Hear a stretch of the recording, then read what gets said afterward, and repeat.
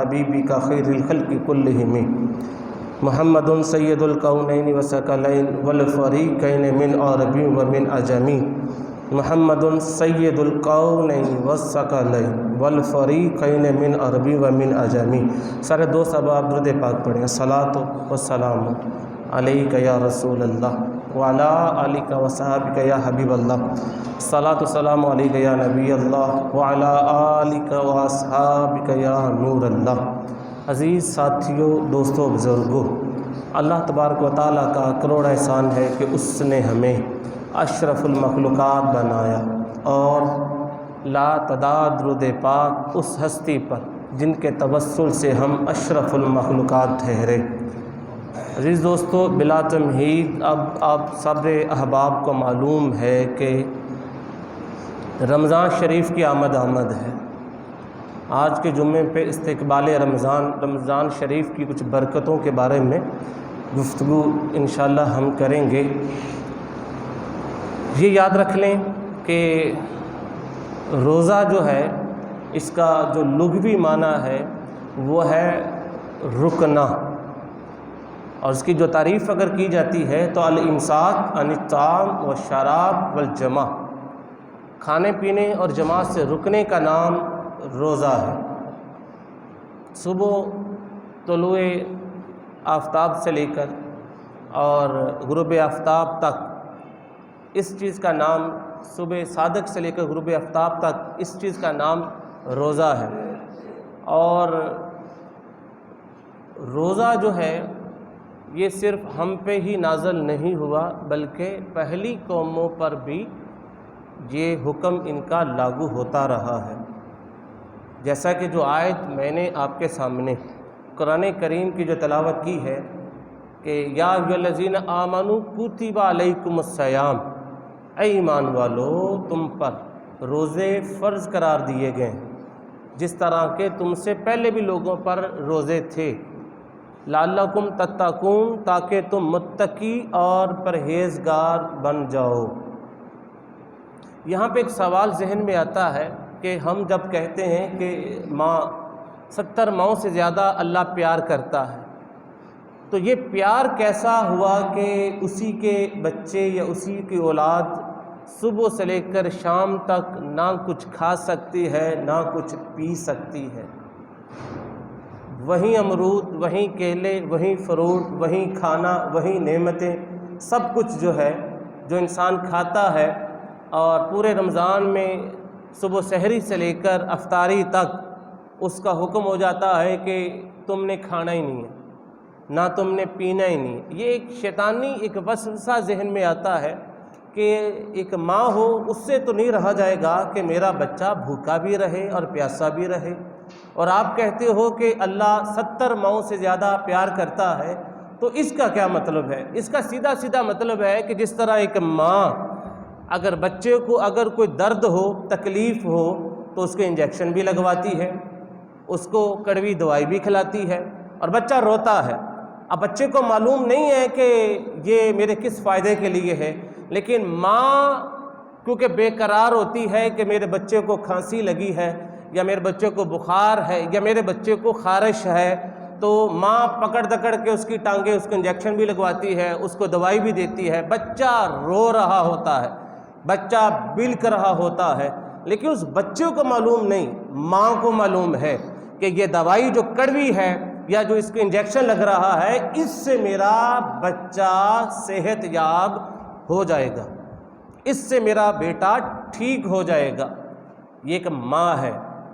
اب وہ جو 70 ماؤں سے زیادہ پیار کرتا ہے، اب اس کی بارگاہ میں چلے جائیں اور اس نے کہا کہ بھئی صبح سے لے کر شام تک تم نے پورا مہینہ نہ کھانا ہے نہ پینا ہے، یہ جو تمہارے لیے حلال چیزیں تھیں وہ روزہ رکھنے کی وجہ سے تمہارے اوپر حرام ہو چکی ہے۔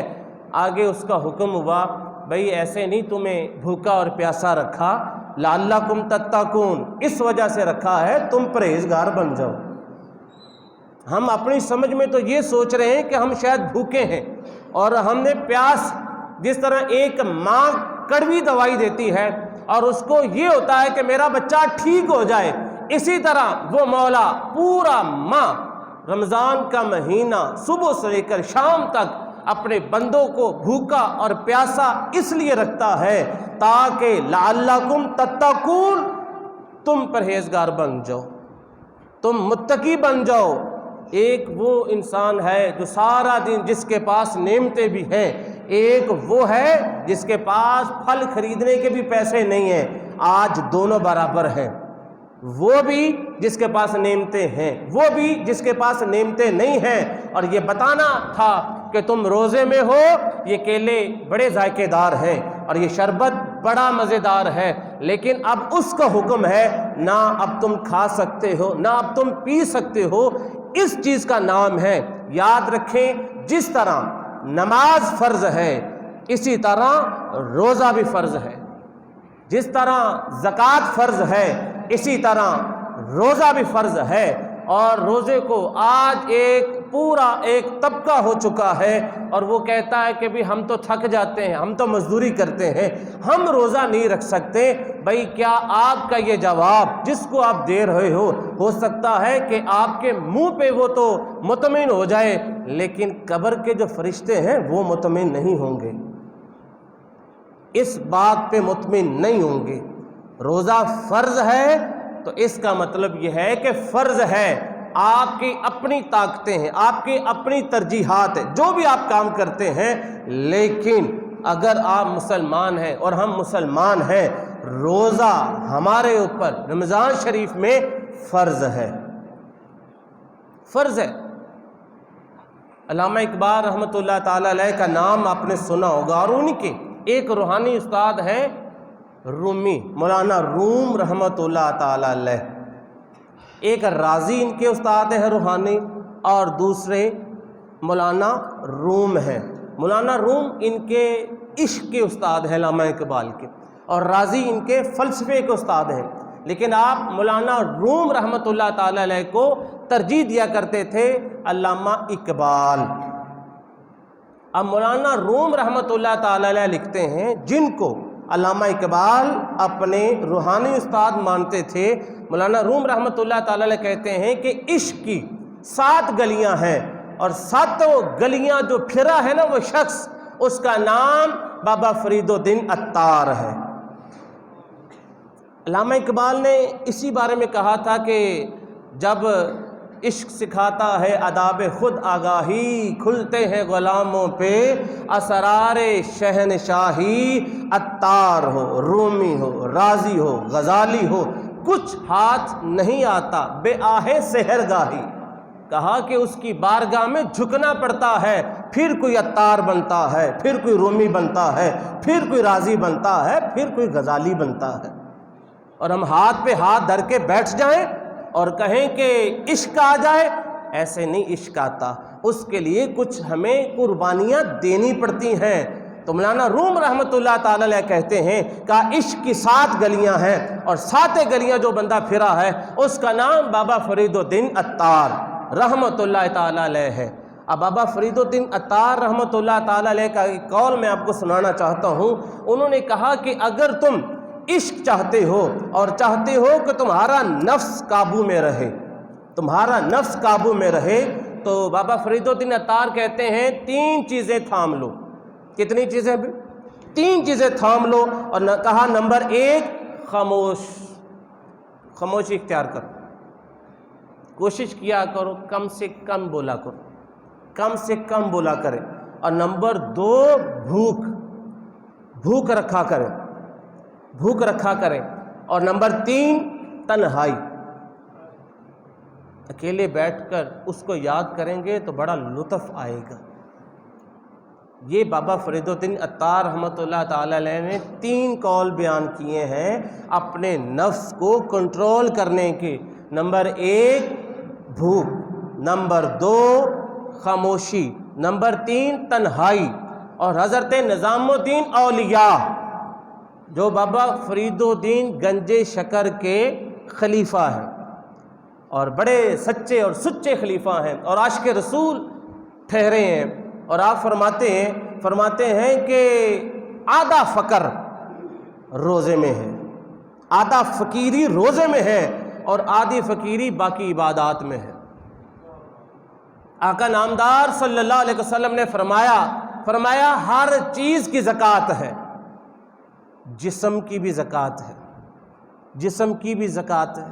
عرض کی یا رسول اللہ صلی اللہ علیہ وسلم جسم کی کون سی زکوٰۃ ہے؟ فرمایا جسم کی زکوٰۃ روزہ ہے،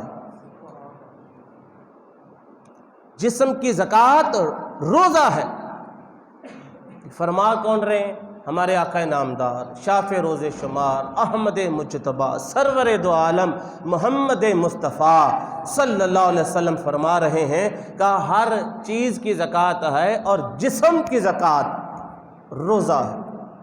جو اب آمد رمضان ہے، رمضان کی آمد ہے، آقا نامدار صلی اللہ علیہ وسلم نے فرمایا، اور یہ حدیث بخاری مسلم میں بھی ہے اور 9-10 کی اسلامیات میں بھی ہے، جو بچے پڑھتے ہیں اور یا جو اساتذہ پڑھاتے ہیں اس میں بھی حدیث پاک ہے۔ کیا حضور صلی اللہ علیہ وسلم نے فرمایا للصائمین فرحتان، فرمایا روزے دار کے لیے دو خوشیاں ہیں۔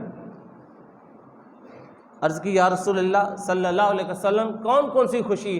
کہا فرحتن، ایک خوشی یہ ہے عند افطاری ہی، جب روزہ افطاری کا وقت آتا ہے نا تو وہ ہیپی اللہ اس کو کر دیتا ہے، اللہ اس کو خوش کر دیتا ہے۔ اور دوسری سرکار فرمایا وَعِنْدَ لِقَائِهِ رَبِّهِ، اور دوسرا اپنے رب سے جب ملاقات کرے گا، یہ خوشی ہے۔ اب آپ سمجھدار ہیں کہ دو خوشیاں ہیں بھائی، ایک کوئی بڑا کوئی کہہ دے نا کسی کو بھائی تیرے لیے خوشخبری ہے، تو پہلے وہ یہ سوچتا ہے کہ یار یہ اس بندے نے کہا ہے، کوئی خوشخبری کوئی چھوٹی نہیں ہوگی، بڑے سے بڑا کوئی کہہ دے۔ ہمارے ذہن میں ایک طرف خوشخبری کا آئے گا اور دوسری طرف کہنے والے کا ذہن میں آئے گا، یہ تو ہماری آپس کی نیچر ہے۔ لیکن اس کا عالم کیا ہوگا جس کا ہم کلمہ پڑھتے ہیں اور خود وہ سرکار کہہ رہی ہے بھائی تمہارے لیے دو خوشخبریاں ہیں۔ حضور کا کہنا ہی بڑی بات ہے۔ فرمایا کہ روزہ دار، اس کا مطلب یہ ہے روزے دار کو سرکار نے مخاطب کیا ہے، جس کا روزہ نہیں ہے اس کے مخاطب وہ نہیں ہے اس قول کے۔ للصائم فرحتان، فرمایا روزہ دار کے لیے دو خوشخبریاں ہیں۔ فرحتن، ایک خوشخبری یہ ہے کہ عند افطاری ہی، جب روزے کی افطاری کا وقت آتا ہے وہ، اور اس کی ضمن میں آپ کو ایک اور حدیث پاک میں سناتا ہوں، اور یہ جو حدیث پاک ہے یہ ہے بخاری شریف اور مسلم میں بھی ہے، اور وہ حدیث پاک ہو بہو الفاظ جو آقا نامدار صلی اللہ علیہ وسلم کی زبان اقدس سے نکلے ہیں وہ الفاظ سنیں۔ فرمایا قال رسول اللہ صلی اللہ علیہ وسلم واللہ فی کل لیلۃ من شہر رمضان عند الافطار، سرکار نے فرمایا کہ جب افطاری کا وقت آتا ہے نا، سامنے کیلے پڑے ہوتے ہیں، سیب پڑا ہوتا ہے، جامع شریف بھی پڑا ہوتا ہے، مختلف قسم کے جو ہے ہمارے اللہ کی نعمتیں پڑی ہوتی ہیں، لیکن ہم ہاتھ پہ ہاتھ دھر کے بیٹھے ہوتے ہیں، ہاتھ باندھ کے بیٹھے ہوتے ہیں۔ اللہ فرشتوں کو کہتا ہے کیلے کھا کیوں نہیں رہے، سیب کھا کیوں نہیں رہے، جامع شریف کی گلاس پی کیوں نہیں رہے، دودھ اور کھجور کھا کیوں نہیں رہے؟ فرشتے کہتے ہیں کہ یا اللہ حلال تو ہیں، پتہ نہیں کیوں نہیں کھا رہے، پوچھو تو صحیح کیوں نہیں کھا رہے؟ کہا ان کو انتظار ہے کہ جب افطاری کا اعلان ہوگا کھجور اسی وقت کھانی ہے، جب اعلان ہوگا کہ روزہ افطار کر لو۔ اب سامنے مختلف قسم کے کھانے پڑے ہوئے ہیں، لیکن بچے بھی بیٹھے ہوئے ہیں اور روزہ دار بھی بیٹھے ہوئے ہیں۔ اب کھجور کو کوئی ہاتھ نہیں لگا رہا، یا کھجور پکڑی ہوئی ہے منہ میں نہیں ڈال رہے، کھجور پکڑ کے بیٹھے ہوئے ہیں اور انتظار میں ہیں کہ کب اعلان ہو اور روزہ افطار کریں۔ اللہ کہتا ہے بھی دیکھو چیزیں میری حلال ہیں، کھاتے اس وجہ سے نہیں ہے کہ میرے حکم کا انتظار ہو رہا ہے۔ اب سرکار کی یہ حدیث سنیں، فرمایا واللہ، کہا قسم ہے مجھے، فی کل لیلۃ من شہر رمضان عند الافطار الف عتیق من النار قد استوجبوا من النار، کہا وہ 10,000 بندے جن پہ اللہ نے جہنم واجب کی ہوتی ہے، اللہ فرماتا ہے اللہ ان کو جنتی بنا دیتا ہے، اللہ ان کو جنتی بنا دیتا ہے۔ عمل دیکھیں، بیٹھے ہوئے ہیں اور صبح سے لے کر شام تک بھوک بھی برداشت کر رہے ہیں اور پیاس بھی برداشت کر رہے ہیں، اور رمضان یہ سن لیں ہم روزہ یہ زکوٰۃ دیتے ہیں، پوچھا جائے کس لیے؟ کہا اللہ کے لیے۔ نماز پڑھتے ہیں کس لیے؟ اللہ کے لیے۔ اب حج کرتے ہو کس لیے؟ اللہ کے لیے۔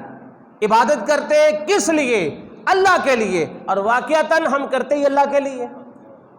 بے نماز کس لیے پڑھتے ہیں؟ اللہ کے لیے۔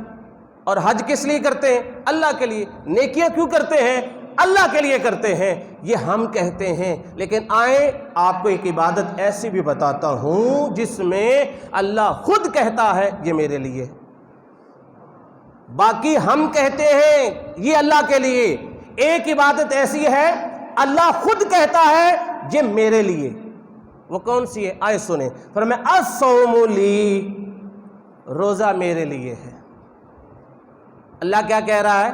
بولیں الصوم لی، روزہ میرے لیے ہے، وَأَنَا أَجْزِي بِهِ، اور میں ہی اس کا بدلہ دوں گا۔ روزہ میرے لیے ہے اور میں ہی اس کا بدلہ دوں گا، یہ روزہ ہے۔ لیکن اگر ہم صبح سے لے کر شام تک روزہ تو رکھا ہے اور جھوٹ بولتے ہیں اور غیبت کرتے ہیں اور ماں باپ کی نافرمانی کرتے ہیں اور نماز نہیں پڑھتے، اس کے بارے میں بھی وعید ہے۔ روزہ رکھا ہوا ہے، نماز پڑھ لیں، نہیں بھوک لگی ہوئی ہے، اٹھا نہیں جاتا، جھوٹ بول رہے ہیں، موبائل پہ جھوٹ بول رہے ہیں، غیبت کر رہے ہیں، حسد کر رہے ہیں، چغلی کر رہے ہیں اور جھوٹ پہ جھوٹ بول رہے ہیں۔ آئیں آقا نامدار صلی اللہ علیہ وسلم کا فرمان سنیں۔ حضور صلی اللہ علیہ وسلم نے فرمایا کہ جس نے جھوٹ بولا اور اس پر عمل کرنا نہیں چھوڑا، جھوٹ بولتا رہا، حضور صلی اللہ علیہ وسلم نے فرمایا اس کا کھانا پینا چھوڑنا اللہ کے نزدیک اس کی کوئی قدر نہیں ہے۔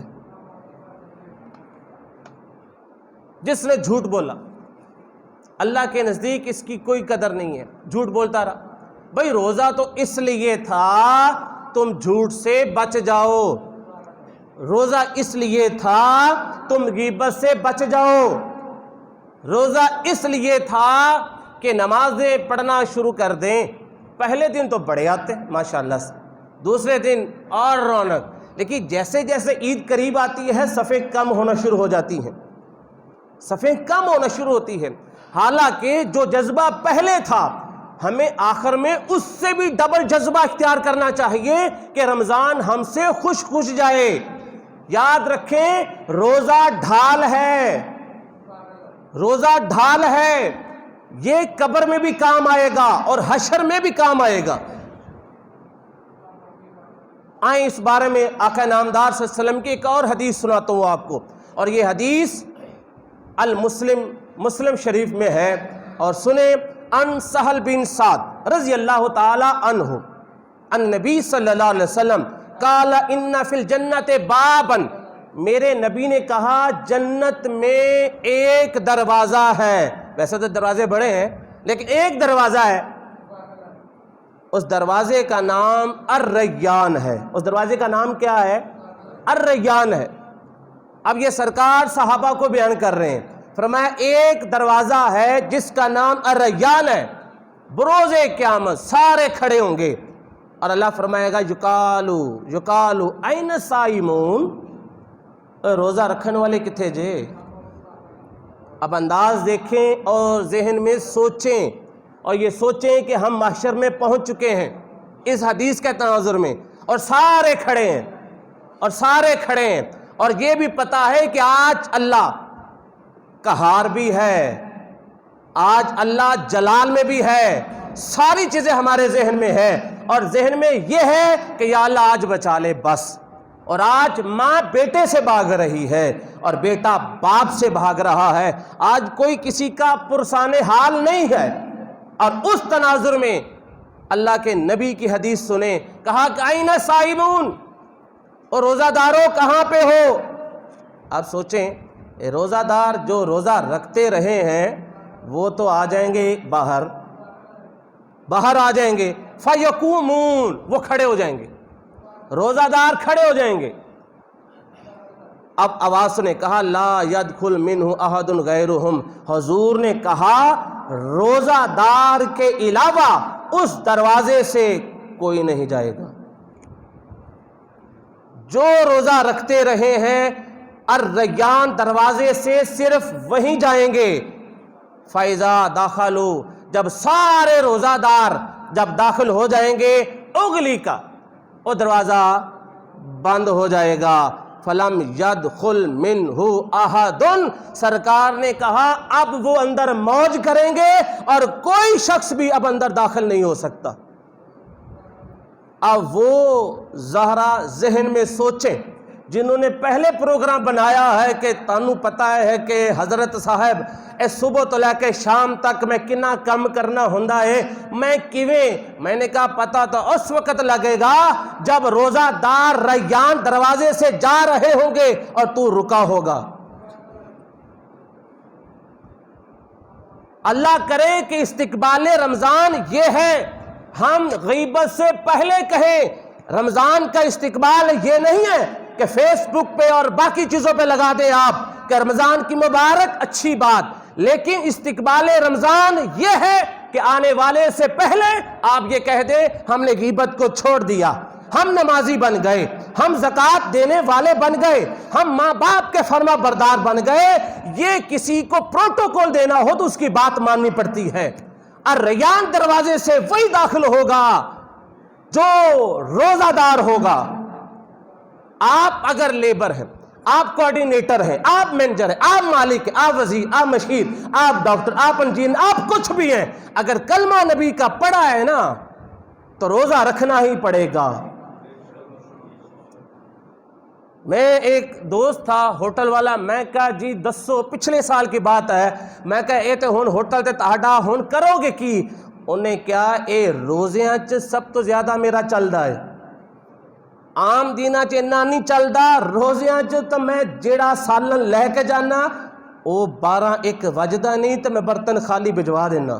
میں نے کہا واہ بھائی واہ، ہوٹل حالانکہ بالکل خالی ہو جانے چاہیے تھے، اور ہمارا یہ ہے ہم بیمار سن لیں جو شخص روزے کی حالت میں فوت ہوتا ہے وہ سیدھا جنت میں جاتا ہے، وہ جنت میں جاتا ہے۔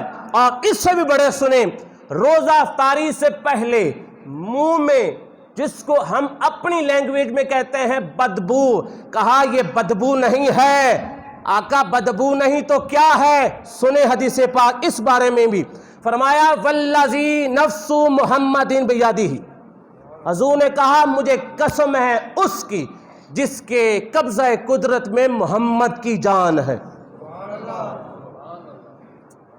حضور قسمیں کھا رہے ہو، خیر تو ہے، فرمایا بات ہی قسم والی ہے۔ کہا لا خلوف فمی صائم، کہا جو روزہ دار کے منہ سے جو ہوا نکلتی ہے، حضور نکلتی ہے تو وہ تو ذرا تھوڑی سی ملی جلی ہوتی ہے، فرمایا اطیب عند اللہ، کہا اللہ کے نزدیک وہ بڑی پاکیزہ ہوتی ہے۔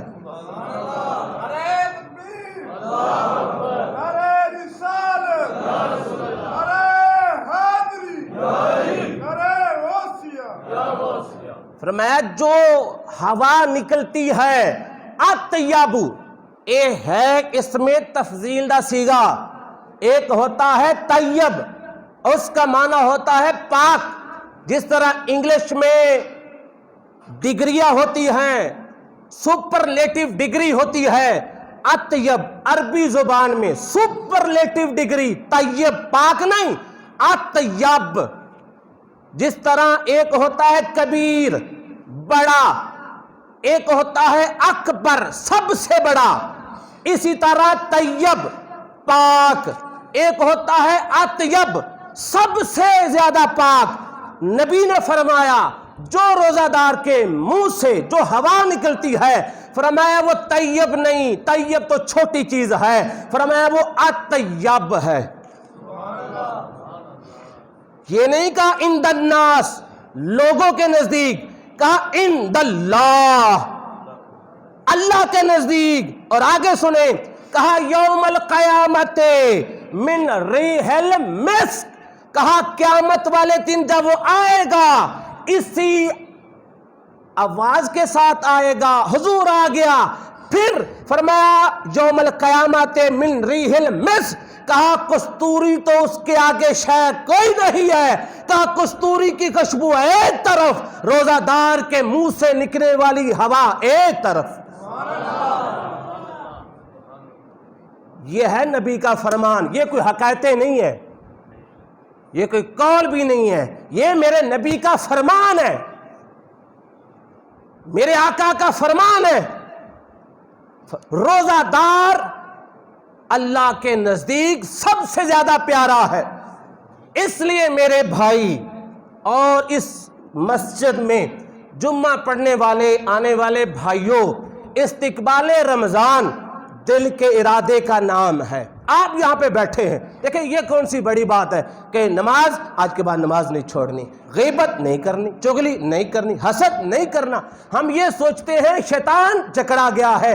شیخ محدث حق دلوی کہتے ہیں، کہا نفس کو کنٹرول کر دیا گیا ہے، نفس کو، لیکن ہم خود ہی سب سے زیادہ